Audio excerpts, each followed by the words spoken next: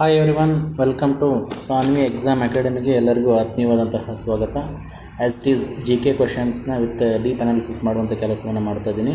So ಇದು KS ಪ್ರಿಲಿಮ್ಸಲ್ಲಿ ಕೇಳಿರುವಂಥ question ಆಗಿತ್ತು.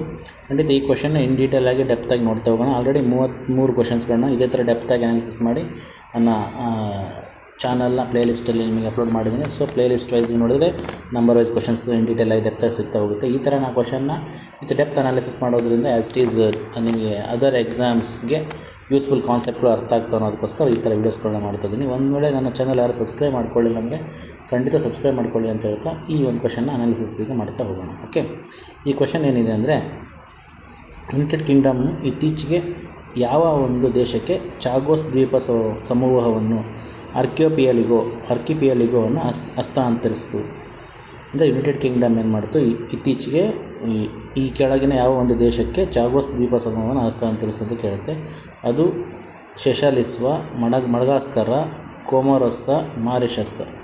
ಸೆಷಲಿಸ್, Madagascar, Comoros, Mauritius ಈ 4ರಲ್ಲಿ ಯಾವುದು? 1, 2, 3, 4 ಇದರಲ್ಲಿ ಯಾವುದು ಅನ್ನೋದನ್ನು ಇನ್ ಡೀಟೇಲ್ ನೋಡ್ತಾ ಹೋಗೋಣ. ಸೊ ಇಂಗ್ಲೀಷಲ್ಲಿ ನೋಡೋದಾದರೆ, UK handed over Chagos archipelago to which one of the following country recently? Seychelles, Madagascar, Comoros, Mauritius. Okay, 4ರಲ್ಲಿ ಯಾವುದು? ಸೊ ಓಕೆ, ಇದನ್ನು ಇನ್ ಡೀಟೇಲ್ ಆಗಿ ಡೆಪ್ತಾಗಿ ಈ ಆನ್ಸರ್ನ ನೋಡ್ತಾ ಹೋಗೋಣ. ಸೊ ನನಗೆ ಗೊತ್ತಿದೆ ನಿಮಗೆ, ನಾನು ಆರ್ಟಿಫಿಷಿಯಲ್ ಇಂಟೆಲಿಜೆನ್ಸ್ ಬಳಸ್ಕೊಂಡು ನಿಮಗೆ ಅನಾಲಿಸಿಸ್ ಮಾಡುವಂಥ ಕೆಲಸವನ್ನು ಮಾಡ್ತೀನಿ. ಓಕೆ, ನಿಮಗೇನಾದ್ರು ಹೇಳಬೇಕನ್ಸ ಖಂಡಿತ ಕಾಮೆಂಟ್ ಮಾಡಿ ಅಂತ ಹೇಳ್ತಾ ಈ ಒಂದು ಕ್ವಶನ್ನ ಅನಾಲಿಸಿಸ್ ಮಾಡ್ತಾ ಹೋಗೋಣ.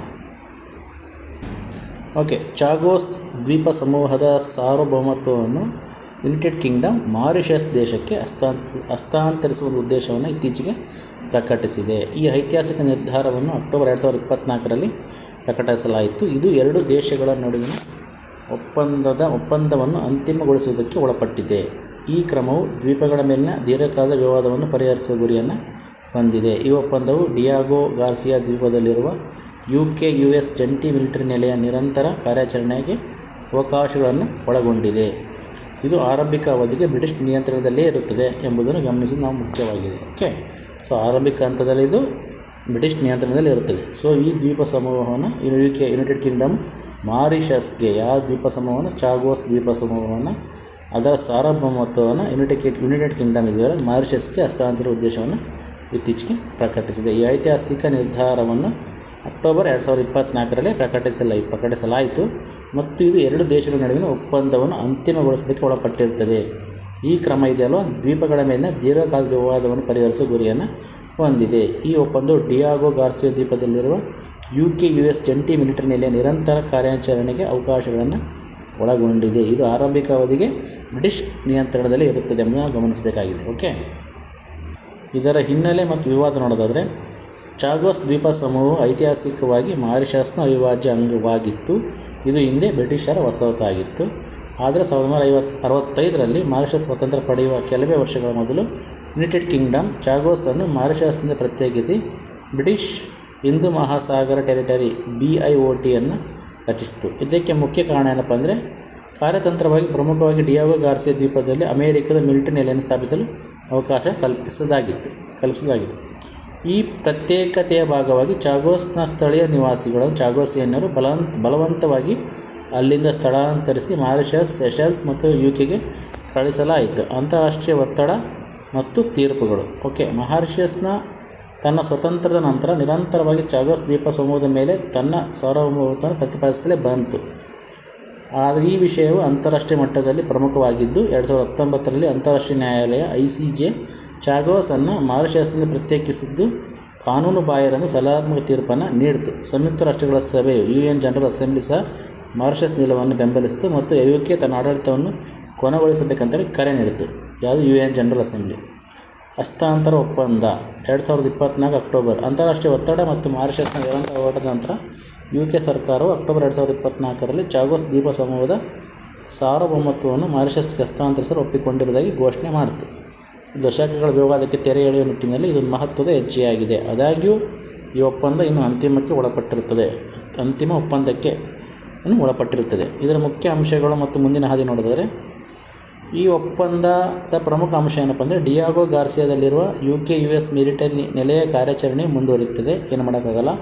ನಿರ್ದಿಷ್ಟ ಅವಧಿ. ಕೆಲವು ವರದಿಗಳ ಪ್ರಕಾರ 699 ವರ್ಷಗಳು ಈ ನೆಲೆ ನಿಯಂತ್ರಣ UK ಬಳಿಯಲ್ಲೇ ಇರಲಿದೆ, ಆದರೆ ಇದು ಮಾರಿಷಸ್ನ ಸಾರ್ವಭೌಮತ್ವದ ಅಡಿಯಲ್ಲಿ ಬರುತ್ತೆ. ಈ ಒಪ್ಪಂದವು ಚಾಗೋಸಿಯನ್ ಜನರಿಗೆ ಡಿಯಾಗೋ ಗಾರ್ಸಿಯಾವನ್ನು ಹೊರತುಪಡಿಸಿ ದ್ವೀಪ ಸಮೂಹದಲ್ಲಿ ಪುನರ್ವಸತಿ ಕಲ್ಪಿಸಲು ಅವಕಾಶ ನೀಡುವ ನಿರೀಕ್ಷೆ ಇದೆ. ಅವರ ಹಕ್ಕುಗಳು ಮತ್ತು ಹಿತಾಸಕ್ತಿಗಳನ್ನು ರಕ್ಷಿಸುವ ನಿಟ್ಟಿನಲ್ಲಿ ಕ್ರಮಗಳನ್ನು ಕೈಗೊಳ್ಳಲಾಗುವುದು ಎಂದು ಹೇಳಲಾಗಿದೆ.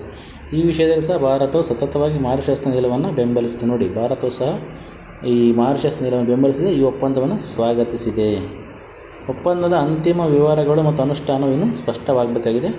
ಸಂಕ್ಷಿಪ್ತವಾಗಿ ಹೇಳೋದಾದರೆ, UK ಚಾಗೋಸ್ ದ್ವೀಪ ಸಮೂಹದ ಮೇಲೆ ತನ್ನ ಸಾರ್ವಭೌಮತ್ವವನ್ನು ಮಾರಿಷಸ್ಗೆ ಹಸ್ತಾಂತರಿಸಲು ನಿರ್ಧರಿಸಿದೆ. ಇದು ಐತಿಹಾಸಿಕ ಅನ್ಯಾಯವನ್ನು ಸರಿಪಡಿಸುವ ಮತ್ತು ದೀರ್ಘಕಾಲದ ವಿವಾದವನ್ನು ಪರಿಹರಿಸುವ ಒಂದು ಪ್ರಯತ್ನವಾಗಿದೆ. ಆದರೆ ಡಿಯಾಗೋ ಗಾರ್ಸಿಯಾದಲ್ಲಿನ ಮಿಲಿಟರಿ ನೆಲೆಯ ಭವಿಷ್ಯವು ಒಪ್ಪಂದದ ಒಂದು ಪ್ರಮುಖ ಭಾಗವಾಗಿದೆ. ಸೊ ಟೋಟಲಾಗಿ ನಮಗೆ ಕ್ವಶನ್ಗೆ ಏನು ಆನ್ಸರ್, ಮಾರಿಷಸ್ಗೆ ಹಸ್ತಾಂತರಿಸ್ತಾನೆ ಅಂತ ಗೊತ್ತಾಯಿತು. ಜೊತೆಗೆ ಇನ್ ಡೀಟೇಲಾಗಿ ಡೆಪ್ತಾಗಿ ಇದ್ರ ಬಗ್ಗೆ ನಮಗೆ ನಾಲೆಡ್ಜ್ ಸಹ ಸಿಕ್ತು. ಓಕೆ, ನೋಡಿ, ಚಾಗೋಸ್ ಐಸ್ಲ್ಯಾಂಡ್, ಮಾರಿಷಸ್ ಇದು ಬ್ರಿಟಿಷ್ ಇಂಡಿಯನ್ ಟೆರಿಟರಿ, ಓಷನ್ ಟೆರಿಟರಿಯಲ್ಲಿದೆ. Okay, Diego Garcia, okay, great Chagos bank ಅಂತ ಕರೀತಾ ಇದ್ದಾನೆ. ಸೊ ಈ ಐಲ್ಯಾಂಡ್ ಮಾರಿಷಸ್ಗೆ ಹಸ್ತಾಂತರ ಕೆಲಸವನ್ನು ಯುನೈಟೆಡ್ ಕಿಂಗ್ಡಮ್ ಈಗ ಮಾಡಿದೆ. ಓಕೆ, ಸೊ ಕ್ವಶನಿಗೆ ಹೋಗೋಣ.